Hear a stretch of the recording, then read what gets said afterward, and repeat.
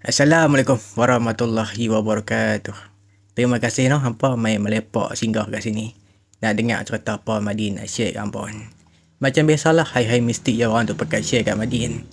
Yang ni lagi cerita era 90-an. 96 atau 97 tu. Budak-budak ni pergi main judi kat kubur.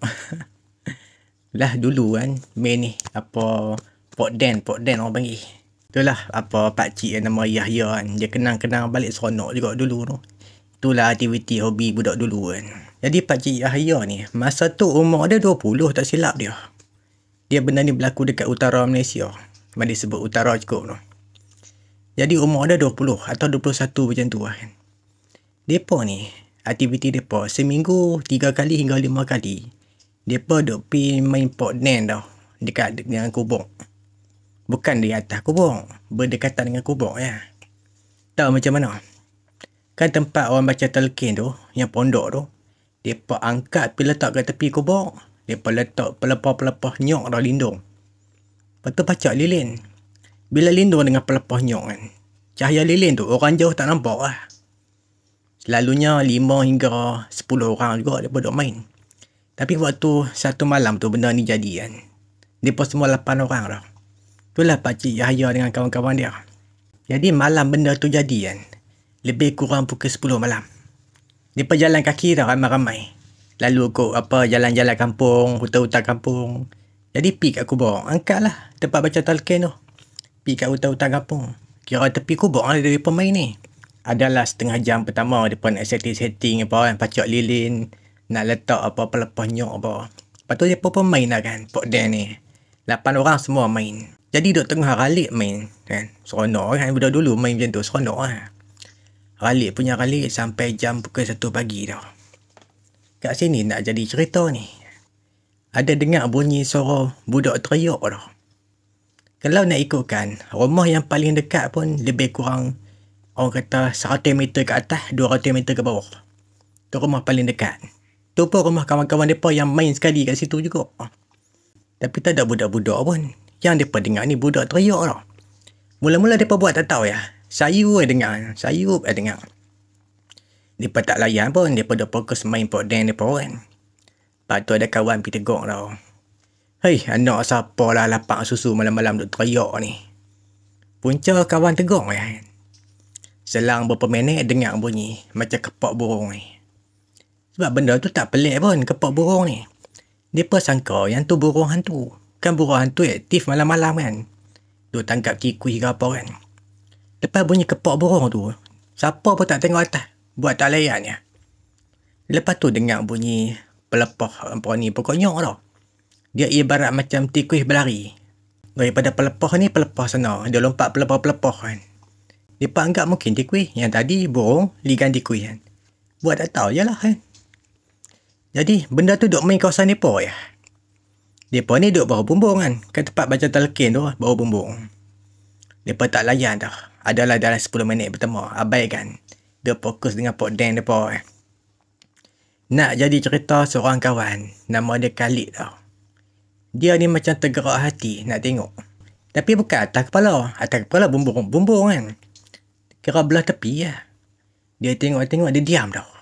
Dia tak terkejut apa. Tu yang apa pakcik Yahya respect balik dekat kawan dia ni kan. Bukan makna dia tak takut. Dia takut. Tapi geng ramai kan. Taklah berapa seram sangat. Yang dia nampak ni. Langsui dah atas pelepah kelapa. Duk terapung dah. Benda tu dia tengok ke mereka.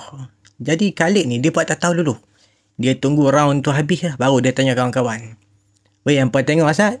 Dia tunjuk dengan jari lah. Dia tak tengok dah. Weh, hampa tengok Asad? Sama dah macam mana aku tengok, hampa tengok. Cuba tengok-tengok. Kawan-kawan semua kali tengok. Dia belah tepi sikit lah. Atas pokok nyok.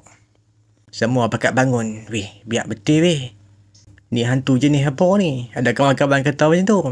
Mereka pakat bangun semua tau. Pakat duk tengok kat arah langsui tu. Ada kawan-kawan besar tau weh. Relax. Jangan lari. Kita ramai. Jadi langsui tu dia mengilai tau. Dia mengilai sebiji macam suara budak teriak tadi. Dia pun ada beza sikit lah kan. Tu yang pakcik Yahya kata apa. Dengar dia mengilai tu semua terangkat bau terkejut. Jadi kat sini nak jadi cerita ni. Seorang je kawan lari. Semua pakai ikut. Tapi bukan mereka lari berselera kan. Lari sungguh-sungguh tak. Mereka macam berjalan laju ya. Satu baris berjalan elok ya. Tapi member kat belakang dia risau. Takut dia pergi tangkap kawan kat belakang ke apa kan. Tangkap kaki ke. Hak kawan belakang sekali je. Ikut rapat ya belakang kawan-kawan lah. Mereka pun berjalan lah. Lebih kurang berapa minit ya. Jalan sampai keluar ke jalan luar kan. Mereka tengok dia reja kan. Duk ada atas pelepah nyok tu. Duk tengok kat arah mereka tu.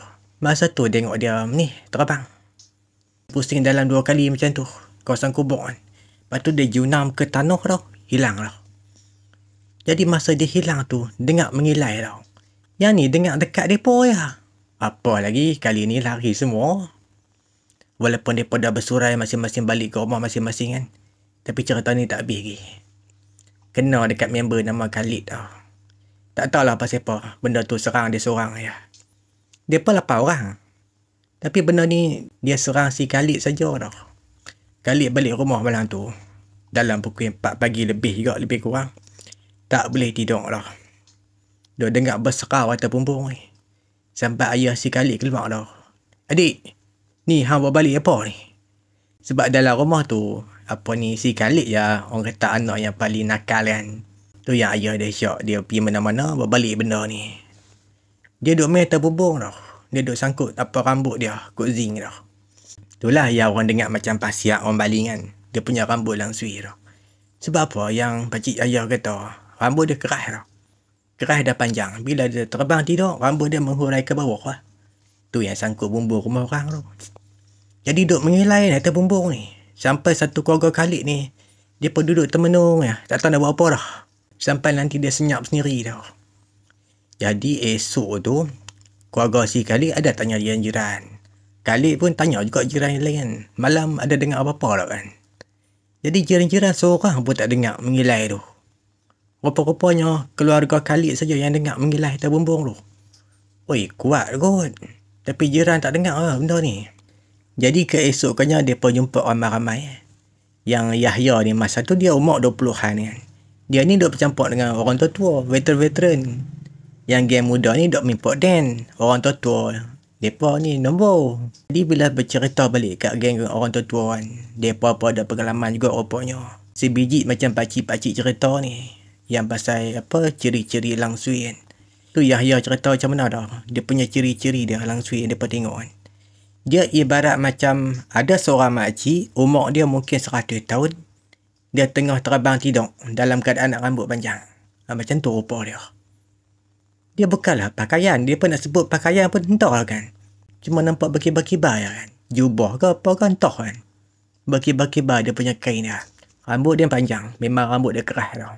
Jadi bila melepak dengan geng orang tua, orang tua cerita betul ya tu. Yang apa tengok tu. Yang tu orang panggil lansiang.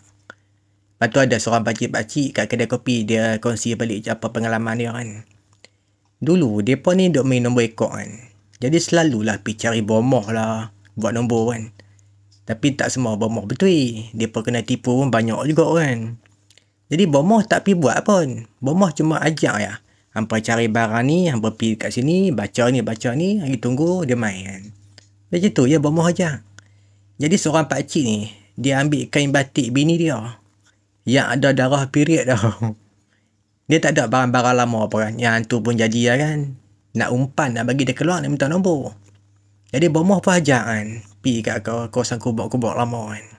Buatlah kan. Baca dia punya jampi-jampi macam mana bomoh ajak kan. Hujung-hujungnya langsiang yang keluar. Gaya dia sama macam kena kat geng Yahya tadi. Dia terbang tidur, dia pusing, dia mengilai tau. Bermula dengan bunyi macam budak teriak tau. Rupanya bukan budak teriak. Itulah dia langsiang lah yang bunyi tu. Tu yang pakcik-pakcik cerita apa dekat Yahya dengan geng dia kan. Dia sebelum dia main, bunyi budak-budak. Ataupun bunyi macam bunyi itik. Lepas tu waktu dia main tunjukkan diri. Bunyi dia lain dah. Sekali bila dia nak hilang, dia bunyi lain lagi. Tapi tak beza jauh lah dia punya bunyi dia. Kalau orang tak tengok, orang boleh sangka yang tu mungkin binatang kan. Musang ke, sejenis burung ke yang bunyi kan. Tapi bila dah tengok depan mata, yang tu bukan burung lah. Rupanya yang tu hantu. Yang cerita kedua pakcik Yahya ni, yang ni jadi dekat kawan dia dah, nama Mak E. Mak E ni 2 kali juga terkena. Saya kata cerita yang mula ni, yang kenalkan Mak E kan. Mereka ni pergi menjala ikan tau. 3 orang. Pakcik Yahya, Mak Patuk Amran. Mereka ni dekat-dekat rumah semua. 3 orang mereka. Berjiran. Mereka duduk berkawan baik tau. Jadi petang tu mereka pergi menjala. Lebih kurang pukul 5 tau. Jala ikan biasa. Ikan sepat ke, ikan ruan, ikan puyuh macam tu kan. Parit dia pun tak luas mana. Lebih kurang 8 meter hingga 10 meter macam tu lah. Kalau di kampung tu kira biasa lah parit macam tu kan. Jadi tempat mereka pergi menjala ni, dia ada satu jabatan tau. Jabatan tu memang laluan utama. Orang duk lalu. Memang orang kampung duk pakai. Dekat dengan jabatan tu, ada sebiji rumah ni, orang tua duduk tau. Mereka panggil nama Tok Tam. Mereka pun tak tahu nama sebenarnya. Mereka panggil Tok Tam ya. Yang ni lelaki ni bukan perempuan. Pakcik-pakcik lah kan. Nama dia Tok Tam.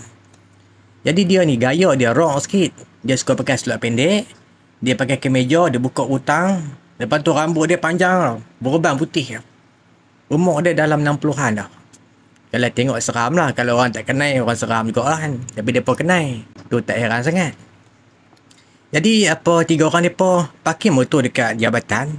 Mereka jalan kat tepi parit, jala tau. Sampai jauh. Lepas tu mereka patah balik. Jala sekali lagi tau.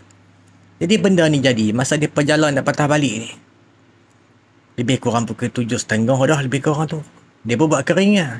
Lagipun mereka nak balik dah tau. Kira nanti sambil berjalan, patah balik, pergi kat motor, balik terus kan. Jadi dah dekat dengan jabatan, mereka dah patah balik lah. Duduk tengah jalan lagi kan. Jadi member nama Mak ni, dia tegur dah. Weh, hampa tengok saat tu, bawah jabatan, siapa dia? Nampak macam Tok Tam. Hampa tengok dia kerja, gaya-gaya Tok Tam lah kan. Dengan rambut putih dah, rambut panjang. Duduk bercakung dah. Duduk tengok mereka dah. Tiba-tiba kan, yang nampak macam Tok Tam ni, dia terjun dalam parit. Senyap dah. Hei, mereka dia fikir, takkan Tok Tam mandi yang parit ni kot. Kalau betul dia lah kan, dia terjun, dia naik balik tau. Tapi ni terjun, sengap dah. Mereka punya tunggu, nak tunggu dia timbul. Tak timbul-timbul dah. Betul Cik Yahya kata dekat kawan-kawan dia kan, hei, ni bukan Tok Tam ni, bukan dia ni. Mereka pun, tu lah last mereka jalan tau. Terus mereka pergi ambil motor, pakat balik tau. Mereka ni rumah dekat-dekat tau. Jadi lepas balik sekali ya kan. Ada kot lebih kurang 7.45 lebih kurang tu. Tiba-tiba Cik Yahya ni dengar, apa dia ni kat rumah Mak ni, rayuh-rayuh ni. Tu dia kata lah hati, dia ni kata sampuk apa ni.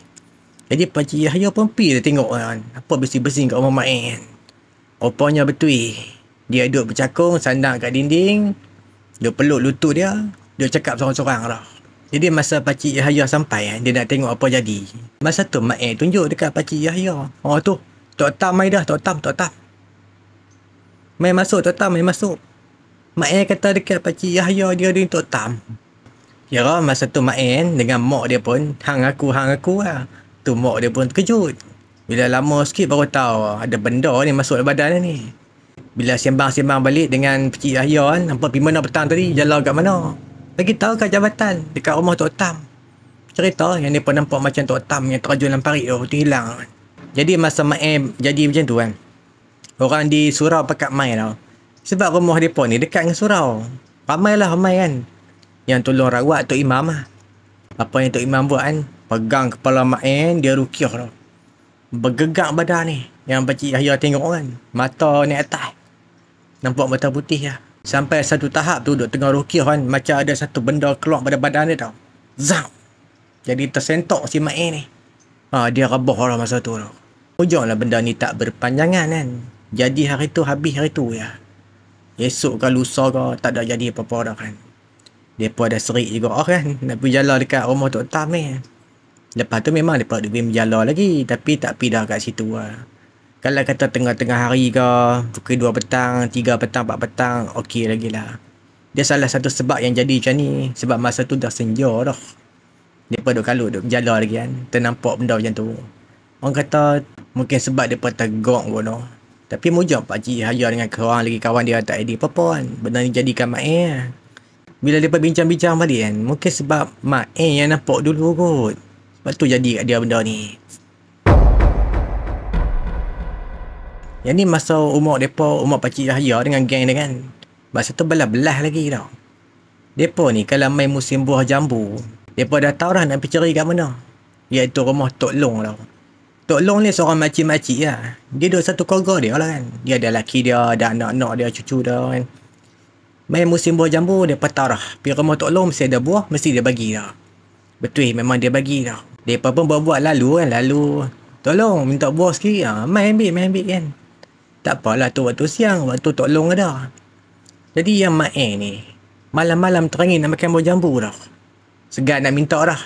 Kalau minta pun Tok Long bagi kan. Kita ambil terus lah. Dia pun panjat lah pokok jambu tu. Pakcik Yahya duduk di bawah. Jadi Mak panjat lah sampai atas. Sampai satu masa tu, serumpun pokok daun jambu kan bergerak lah. Tiba-tiba ada tangan keluar lah. Dia genggam tangan si Mak lah. Tangan tu hitam. Mak terkejut yang tu. Dia terjun dia beratas ni. Pakcik Yahya risau dah kan. Patah kaki ke, patah tangan ke. Rupanya tak cedera apa si Mak ni. Jenis badan dia lasak dah. Lepas tu dia pun lari lah balik ke rumah lah. Lari balik ke rumah. Mak ni dia sebut nama Tok Long lah pula. Dia situasi dia lebih kurang sama. Dia balik duduk termenung senyap kan. Lepas tu hingat-hingat dalam rumah lah. Tapi benda ni dia pun tak berubat. Dia hilang sendiri dah. Adalah dalam 15 minit ke 20 minit benda ni jadi. Yang si Mak duduk meracau sorang-sorang. Duduk cakap merapu kat mak dia kan. Lepas tu hilang sendiri dah. Yang ni dia pun tak cerita lah. Dia pergi mana kan. Padahal dia pergi curi buah jambu. Ikutkan siang-siang hari boleh je pergi ambil buah jambu tu. Lagipun Tok Long ni dia akan bagi biar budak-budak makan. Tapi saja gatai nak makan malam-malam juga kan. Segan nak minta panjat sendiri kan. Tapi tak ada kena mengena aku tu dengan saka-saka apa tu. Belaan-belaan tu. Rasanya tak ada tu. Tu yang Pakcik Yahya tanya balik kan. Selepas benda ni dah settle kan. Tu yang Mak cerita. Tak tahulah tangan siapa hitam. Dia main cekok tangan aku kan. Aku terkejut yang tu aku terjun kan. Mereka pun dah fikir hantu ke apa kan. Jadi Pakcik Yahya syok lah. Mungkin sebab Mak ni takut kot. Takut Tok Long mai ke marah dia ke. Dia gelabah. Dia berasa macam tu kan. Tu pun ada kemungkinan juga kan. Dan ada kemungkinan lain mungkin betul benda tu pegang tangan dia dah. Benda tu hak siapa entah kan.